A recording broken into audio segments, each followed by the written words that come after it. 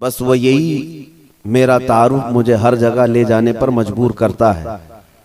मुझे कभी ये देखने को नहीं मिलता कि मुझे जहाँ से दावत दी जा रही है वो कितना बड़ा शहर है, कितना बड़ा गांव है। ये तो पहुंचने के बाद ही पता चलता है। और वो हमारा तारुफ सिर्फ इतना ही है जिसको मैं खुद अपने अंदाज में अर्ज भी करता हूँ, या रसूल अल्लाह, तेरे इश्क की बदौलत मुझे जिंदगी मिली है, वरना हम अपने आप में कुछ भी नहीं। अगर मेरे मुस्तफ़ा का नाम ना हो तो हमारी जिंदगी का कोई हासिल ही नहीं। या रसूल अल्लाह, तेरे इश्क की बदौलत मुझे जिंदगी मिली है, मेरी बात बन गई है तेरी बात करते करते। सुभान अल्लाह, सुभान अल्लाह। मेरी बात बन गई है तेरी बात करते करते। और एक फार्मूला याद रख लो, उनकी बात करो, हर दिल पे राज करो।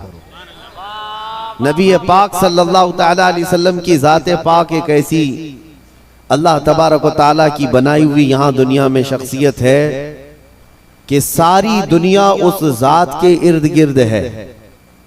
वो जो न थे तो कुछ न था, वो जो ना हो तो कुछ ना हो। तुम्हारा तारुफ, तुम्हारी इज्जत उसी नबी से वाबस्ता है। हत्ता के लोग मशहूर होने के लिए आज हुजूर पाक सल्लल्लाहु तआला अलैहि वसल्लम की गुस्ताखियां भी कर रहे हैं, और उनका मकसद सिर्फ और सिर्फ अपनी कौम में हीरो बनना आज एक फैशन बन चुका है। दुश्मनाने इस्लाम के दरमियान बड़ी बड़ी कंट्रीज में भी देखने को मिल रहा है। जिसको बड़ा नेता बनना है वो हुजूर पर भोंकता है, इस्लाम के खिलाफ, कुरान के खिलाफ। उन जालिमों को कभी डूब कर मर कर सोचना चाहिए। हिंदुस्तान ही की अगर मैं बात करूं, मुझे तो मेरी इस अदा पर भी फख्र है कि अल्लाह ने मुझे अगर कुछ अता किया है तो मेरे रसूल के सदक़े में अता किया। किसी दूसरे पे भौंक कर तो मशहूर नहीं हुआ। तुम्हारी किसी किताब पे बोल के तो नहीं आया, ना तुम्हारे धर्म पे बोल कर आया, ना तुम्हारे किसी गुरु घंटाल को बोल के आया। मुझे मेरे मुस्तफा की इज्जत से अल्लाह ने इज्जत दी, और उन्हें यह सोचना चाहिए तुम्हारे पास रखा कुछ है ही नहीं जिसको बोलकर तुम दुनिया में पॉपुलर बन सकते। तुम्हें पॉपुलर बनने के लिए भी मेरे नबी का वास्ता लेना पड़ रहा है। बदनामी से भी नाम चाहते हो दुनिया में, अगर कुछ नाम करना है बदनामी के जरिए से, तब भी मेरे नबी के नाम पर भोंकते हो। आज ऐरा गैरा नत्तू कैरा जैसा भी हो, इस्लाम के बारे में कुछ कह दे तो उसको चंद लोग हीरो बनाते हैं, और उस पागल को ये नहीं मालूम कि ये 4 ही दिन का हीरो होता है। जो ये खिलाफ भौंकता है हुजूर की शान में या इस्लाम के खिलाफ, उसे ये एहसास नहीं होता कि वो, उसकी मिसाल ऐसी है जैसे बैलगाड़ी के नीचे जो कुत्ता चल रहा होता है। उसे कुत्ते को ऐसा लगता है कि पूरी बैलगाड़ी मैं चला रहा हूं। थोड़ी देर के बाद बैलगाड़ी निकल जाती है, तब उसे पता चलता है कि कोई बैल चला रहे थे। तो ये इन लोगों की मिसाल ऐसी कि उन्हें ऐसा लगता है कि अब सारी दुनिया मेरी है। हमने अपनी आंखों से देखा, और आपको भी मैं बताता हूं, रिसेंटली हमारे इसी देश में उन कुत्तों का हशर अभी क्या चल रहा है वो भी आपको पता है। जिन्होंने इस्लाम, कुरान और मेरे आका की जात को निशाना बनाया, खूब भोंकते रहे, आज वो किसी पेपर के कोने में भी नजर नहीं आते। दूसरों की बात तो छोड़ो, दूर दराज तो छोड़ो, अपनी कौम में ही नहीं पूछे जाते। वो राफजी कुत्ता जो अपना दीन बदल कर निकला था, इस्लाम भी बदल लिया, नाम भी बदल लिया, धोती पहन करके निकल कर चंद महीने उनका फुजला खाता रहा, उसके बाद वहां से भी किक मार करके निकाल दिया गया। और उसके बाद आज हालत क्या है। इसीलिए मेरे अजीजों, याद रखो, दुनिया की चंद चकाचौंध को हासिल करने के लिए इन्होंने मेरे नबी को निशाना बनाया।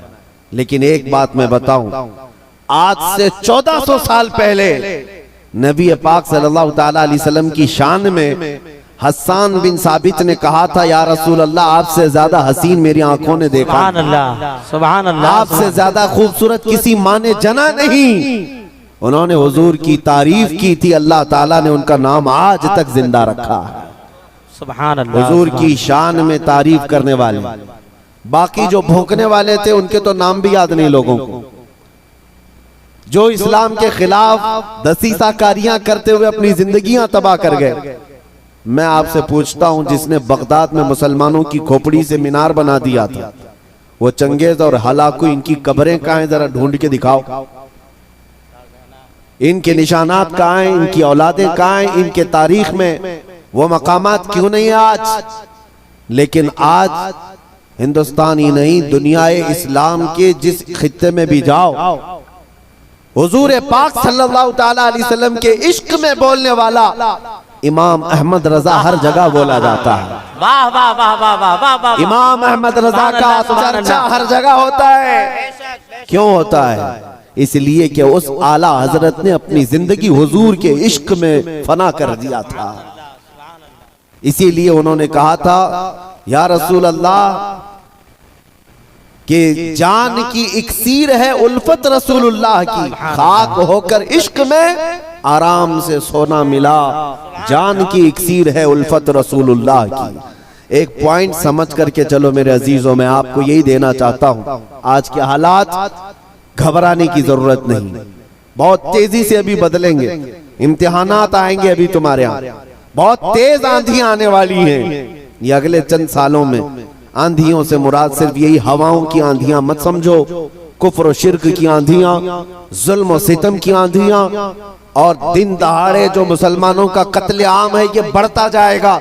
मैं हदीस की रोशनी में बता रहा हूं, हदीस की रोशनी में बता रहा हूं, बढ़ता जाएगा। तुम्हारा इम्तिहान है। अभी तो खाली चिट्ठी दिखा करके लोगों को लुभाने वाले बाबा आए हुए कि तुमने क्या खाया, तुम घर में क्या करके आए, चिट्ठी दिखा देंगे। अभी तो दज्जाल को आना बाकी है। दज्जाल आएगा, वो तो तुम्हें बारिश बरसा कर दिखाएगा, मरे हुए आदमी को जिंदा करके दिखाएगा। इतने बड़े इम्तिहानात होना बाकी है। उस जमाने में तुम्हारा क्या होगा? तुम किस तरह से जिंदगी गुजारोगे? एक इलाज में बताऊं, हर जमाना चाहे जैसी भी सख्तियों वाला आए, कल को अगर फसादात भड़का दिए जाएं, तुम्हारे सामने तुम्हारे बच्चे ज़बा कर दिए जाएं, तुम्हारे सामने तुम्हारी औरतों के दुपट्टे छीन लिए जाएंगे, कुरान पाक को जलाने की कोशिशें होंगी, मस्जिदों के मीनार और गुंबद खत्म कर दिए जाएंगे, ये सारे हालात बढ़ते जाएंगे। तो क्या तुम इन तूफानों से घबरा कर ये फैसला कर लोगे कि जब तक मैं इस दीन में रहूंगा रोजाना एक मुसीबत को झेलना पड़ेगा, अच्छा है इनकी ही जय जय करूं, जैसे कुछ चले गए? तो मेरे अजीजों, अगर तुम्हारा कदम जरा बराबर डगमगा गया तो फिर आज ही से तय कर लो कि तुम ईमान में आए नहीं थे, मुनाफिकत में थे, निफाक था। जिसका ईमान है वो उन आंधियों में एक ही सहारे के साथ जिंदा रहेगा। एक ही सहारा, छोड़ो, कोई कायद नहीं मिलने वाला है, मुश्किल है। रहनुमा, कायद, जमात, पार्टी, निगरान, सिपह सालार, ये सब एक तरफ रखो। उन हालात में तुम हर तरफ देखते रहोगे जिसको आला हजरत ने फरमाया है, साथी साथी कह के पुकारो, साथी हो तो जवाब आए, फिर झुंझलाकर सर दे पटखो, चल रहे मौला वाली है। हालात ऐसे आएंगे कि तुम साथी साथी कहकर पुकारते रहो, मदद के लिए कोई नहीं आने वाला है। उस जमाने में एक ही सहारा होगा। फरमाया बुजुर्गों ने कि जिसके सीने में मेरे मुस्तफा की मोहब्बत होगी, उन आंधियों से वो टकरा करके भी साबित कदम रहेगा, वो साबित कदम रहेगा। हर आने वाली आंधी का रुख मोड़ देगा। कत्ल बहुत सारे हो जाएंगे, इम्तिहानात बहुत सारे हो जाएंगे, लेकिन नबी पाक सल्लल्लाहु ताला अलैहि वसल्लम का सच्चा शहदाई और सच्चा वफादार उन आंधियों को फेस करेगा, मुकाबला करेगा, और अल्लाह की मदद आएगी। अल्लाह की मदद आएगी। अल्लाह की जो सबसे बड़ी मदद आनी है, इंतजार है सबको। हालात बदलने चाहिए। सुनो, एक बशारत में देता हूं। ये शेर यूं ही मैं नहीं सुनाता, कुछ देर की खामोशी है फिर शोर आएगा, कुछ देर की खामोशी है फिर शोर आएगा। आज कुत्तों का वक्त है, कल हमारा दौर आए। ये यूं ही नहीं कहता, यूं ही नहीं कहता। अल्लाह की सबसे बड़ी मदद जो आने वाली है वो करीब है, करीब है, करीब है। वो किस तरह से आएगी? अन करीब मदीने तैयबा से इमाम मेहदी का ज़हूर होगा, और इमाम मेहदी आएंगे खाने काबा के पास, और उस वक्त अख्ताब, औताद, अब्दाल, औलिया उनके हाथ पर बैत करेंगे, फिर वो निकलेंगे और फिर मुल्क शाम आएंगे। तो इमाम मेहदी का जमाना करीब है। मेरे मुस्तफा की हदीसों का मफहूम मैं आपके सामने रख रहा हूं कि जब वो दौर आएगा पूरी दुनिया में सिवाय इस्लाम के कुछ नहीं होगा। आपने अभी शायर से सुना, इस्लाम था, इस्लाम है। इस्लाम हाँ सिर्फ तुम्हारे गांव में नहीं रहेगा, इंशाअल्लाह अमेरिका में भी रहेगा, यूरोप में भी रहेगा, अफ्रीका में भी रहेगा, और जितने चीखते चिल्लाते उनकी गर्दन पे भी रहेगा। हाँ याद रखो, इस्लाम था, इस्लाम है, इस्लाम है। इसीलिए मैंने चंद सालों पहले कहा था, कुछ लोगों को तीखी लगती है बात, कड़वी लगती है कि मस्जिद तोड़कर अपना माबद बनाना है। मस्जिद को खत्म कर दिया, शहीद कर दिया। भाई हुकूमत तुम्हारे पास, ताकत तुम्हारे पास, कोर्ट तुम्हारे पास, वकील तुम्हारे पास, बना लो, बड़े जोर शोर से सब बना रहे।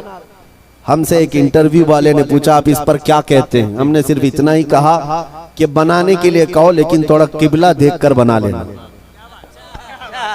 अच्छा है भाई, किबला देखकर बना लेना। ये क्यों कहा? क्योंकि हमें पता है मेरे मुस्तफा ने फरमाया एक दौर आएगा जब हर दीवार से आवाज आएगी अल्लाहु अकबर, हर जगह से अल्लाहु अकबर की आवाज गूंजेगी। मेरे अजीजों, मायूस ना हो आज के इन हालात से। जो नौजवान मायूस होकर सरासीमगी के शिकार हो जाते हैं, मुझे उनसे शिकायत है। आज भी तुम्हारे पास वही जज्बा है, हमें पता है। अगरचे बिखरी हुई ये कौम है लेकिन बड़ी बड़ी ताकतें तुमसे खौफजदा हैं। डरती क्यों है? गरीब मुसलमान देहात में रहते हैं, कामकाज नहीं है, इनके पास तो जायदादें नहीं, इनके पास नौकरियां नहीं, इनके पास फौज नहीं, लेकिन मीडिया की जीनत तुम ही तो हो। कितने चैनल ऐसे हैं जिनमें हमारा नाम लिए बगैर तो दुकान नहीं चलती। हकीकत है या नहीं? क्यों? हम ही हम हैं, सारी जगह डिबेट में हम ही हम हैं। कुछ बात तो है कि मिटती नहीं हस्ती हमारी। इकबाल ने कहा है कुछ बात तो है कि मिटती नहीं हस्ती हमारी, सदियों रहा है दुश्मन दौरे जमा हमारा। लेकिन मेरे अजीजों, वो वक्त आएगा, वो वक्त आएगा जब तुम्हारा इश्क मचलेगा और तुम अमली मैदान में आओगे और नबी पाक सल्लल्लाहु तआला अलैहि वसल्लम का नारा बुलंद होगा। क्योंकि कुरान का वादा है, हुवल्लज़ी अरसल रसूलहु बिल हुदा व दीनिल हक़ लियुज़हिरहु अला दीनि कुल्ली। वो अल्लाह है जिसने अपने रसूल को हक के साथ भेजा है ताकि वो अपना दीन पूरी दुनिया में गालिब फरमाए। दीन पूरी दुनिया में गालिब आएगा। किसी को बुरा लगता है लगे, कुरान ने खुद कहा वलो करिहल काफिरून वलो करिहल मुशरिकून। कुरान ने खुद कहा है मुशरिकों को अगरचे बुरा लगता हो लेकिन दीन गालिब आएगा। उसके गलबे का वक्त अल्लाह हमें दिखाए। बस हमारी तमन्ना ये है कि आज मगलूबियत का जमाना है, हम मारे जा रहे हैं, पीटे जा रहे हैं। ऐ अल्लाह वो दौर भी दिखा जब इस्लाम का गलबा आ जाए, जब निजाम मुस्तफा हो, हर जगह रसूल करीम सल्लल्लाहु तआला अलैहि वसल्लम की शरीयत तैयबा ताहिरा का दौर दौरा, वो दौर आएगा। अजीज़ान गिरामी वक़ार, दो चंद बातें मैं अर्ज करता हूँ जिनको ऐसा लगता है कि इस जमाने में हमारे साथ अगर कुछ हुआ तो क्या होगा? कुछ नहीं। क्या सहाबा की जानें नहीं गई? क्या हुजूर पाक सल्लल्लाहु तआला अलैहि वसल्लम के खानदान वाले अहले बैत अतहार उनकी जानें नहीं गई? इस दौर में अगर हम जैसों का कुछ होता है तो वो सहाबा के पैर के नाखून के बराबर भी नहीं है। हमारी हैसियत कुछ नहीं है। जब रसूलुल्लाह सल्लल्लाहु ताला अलैहि वसल्लम के सगे चचा सैयदुश शुहदा अमीर हमजा मैदान ओहद में इस हालत में शहीद किए गए थे कि सीना फाड़ करके कलेजा निकाल कर चबाया गया था, आपके जिस्म के टुकड़े हुए थे। तो क्या ये हजरत अमीर हमजा रज़ी अल्लाह ताला अन्हु की शिकस्त और उनकी हार पर कोई लानत करेगा आज? नऊज़ु बिल्लाहि मिन ज़ालिक, हरगिज़ नहीं, बल्कि रहती दुनिया तक उनकी शहादत को सलामी दी जाएगी। क्यों? इसलिए कि कुरान ने कहा है कि शहीद मरते नहीं है, वो अपनी कब्रों में जिंदा होते हैं। अगर अल्लाह तबारक व तआला ने हमारी जिंदगी में लिखा है हम चूंटी से भी मर जाएंगे, और अगर अभी मौत नहीं लिखी है, चूंटी से भी नहीं मरोगे बल्कि मोदी से भी नहीं मरोगे। अगर मौत नहीं है किसी से नहीं मरना है, और अगर मौत लिखी है तो मच्छर से भी मर जाओ। ये तकदीर है जिस पर ईमान जरूरी है। मुसलमानों, अपने ईमान को संभालो, मजबूती के साथ अगर रहना है तो अपने तशख्खुस के साथ रहो, इस्लाम को छुपा छुपा करके मत रहना। तुम्हारी नमाजें कहाँ हैं? तुम्हारे अमाल कहाँ हैं? तुम्हारे चेहरे भी आज बदल गए। तुम खुद चाहते हो कि इस्लाम परदेश बन करके रहे, इस्लाम को जाहिर करो। तुम्हारे चेहरों से भी तो पता चले कि तुम इस्लाम से कितनी मोहब्बत करते हो। तुम्हारे घर की बेटियों की सरों पर इस्लाम तो नजर आना चाहिए। इस्लाम का नारा तो बड़े बुलंद आवाज से लगा है ना, इस्लाम था, इस्लाम है और इस्लाम रहेगा। कहाँ रहेगा? तुम्हारे घर में कब रहेगा? तुम्हारी जिंदगी में कब रहेगा? जब तुम खुद इस्लाम को अपने घर में पसंद करो, अपने बच्चों पर पसंद करो, अपनी औरतों पर पसंद करो, तो फिर देखो मजाल है कोई इस्लाम की तरफ उंगली भी उठाए। दुनिया ये देख रही है कि इनको इस्लाम की तरफ से कोई रग़बत बाकी नहीं रह गई है। अल्लाह करीम आप सबको इस्लाम का सच्चा सिपाही बना करके रखे। अजीज़ान गिरामी वक़ात, मेरा मैसेज सिर्फ इतना है कि जीना है तो इश्क़ रसूल में जियो, और मौत आए तो मेरे मुस्तफ़ा के कदमों में मौत आए। इस तमन्ना के साथ जियो, इंशाअल्लाह अज़ीज़ यहाँ पर कोई बाल बेका ना होगा, और अगर होगा तो हुजूर की मोहब्बत में होगा। मक्का मुकर्रमा में जब बिलाल हबशी को लोग मारते थे, उनके सीने पर पत्थर रखते, उनको अंगारों में सुलाया जाता था, तो क्या उन्होंने छोड़ दिया था इस्लाम? नहीं नहीं नहीं, अब इस्लाम नहीं कहूंगा, तुम्हारे भगवानों का नाम लूंगा। नहीं, उन मुसीबतों में भी वो साबित कदम रहे। और चंद दिनों के बाद जब अल्लाह ताला ने बिलाल हबशी को आजादी अता की, मेरे मुस्तफा के कदमों में गए। 6 साल के बाद मक्का वापस आए। तवज्जो, 6 साल के बाद मक्का जब रसूलुल्लाह के साथ वापस आए, मक्का फतह हो चुका था और रसूलुल्लाह ने बिलाल हबशी को काबे की छत पर चढ़ाया था। दुनिया देख रही थी चंद सालों पहले, यही वो बिलाल है जिनको मक्का की गलियों में रस्सी डाल करके खींचा जाता था पैरों में, और आज यही बिलाल खाने काबा की छत पर है अजान देने के लिए। कितनी तब्दीली है ये दुनिया को पता होना चाहिए। जो नबी की मोहब्बत में जख्म खाता है, अल्लाह उसकी इज्जत को खाने काबा से भी बुलंद कर देता है। हुजूर की मोहब्बत में जख्म खाया है, हुजूर की वफादारी में साबित कदम रहा है, तो अल्लाह ने काबे की छत पर चढ़ाया। अजीज़ान गिरामी वक़ार, आज अगर मुसीबतें आती हैं तो आला हजरत का ये शेर याद रख लेना। आला हजरत ने बहुत प्यारे अंदाज में हमें समझाया है, खौफ न रख रजा जरा, तू तो है अब्दे मुस्तफा। खौफ न रख रजा जरा, तू तो है अब्दे मुस्तफा। तेरे लिए अमान है, तेरे लिए अमान है। हमारे लिए मकसद आज की मेरी तकरीर का खुलासा यही है कि उन्हें जाना, उन्हें माना, न रखा गैर से काम। लिल्लाहिल हम्द, मैं दुनिया से मुसलमान गया। ऐ मुसलमानों, आज ले उनकी पनाह, आज मदद मांग उनसे, कल न मानेंगे क़यामत में अगर मान गया। नबी पाक सल्लल्लाहु तआला अलैहि वसल्लम की वफादारी का हक अदा करो। मेरा कहना सिर्फ यही है कि जलसे बहुत हो चुके, रात रात बहुत जागते हो, और लोगों के सामने तुम्हारे नारे, तुम्हारे जुलूस सब बहुत हो गया। इश्क रसूल का मजहर बनकर के किसी दिन अगर तुम किसी गली से भी गुजर जाओ, मौला तुम्हारी खुशबू से लोगों को इस्लाम की तरफ फेर देगा।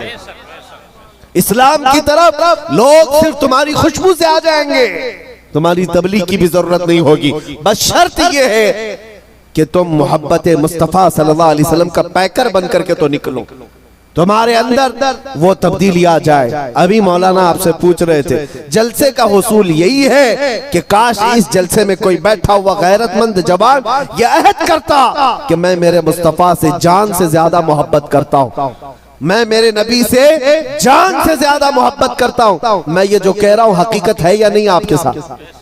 आप जान से ज्यादा मोहब्बत करते हैं अपने नबी से? सब नहीं करते, या फिर सो रहे। नबी पाक सल्लल्लाहु ताला मैं हाथ उठाने के लिए नहीं कह रहा, अरे मेरे अजीजों मैं तो गर्दन कटाने की बात कर रहा। हाथ तो बहुत छोटी चीज। क्या आप नबी पाक सल्लल्लाहु ताला अलैहि वसल्लम से अपनी जान से ज्यादा मोहब्बत करते हैं? अगर हुजूर से जान से ज्यादा मोहब्बत है तो कोई जवान यह अहद करता, मेरे नबी को नशा पसंद नहीं था, मैं कभी नशे के करीब नहीं जाऊंगा।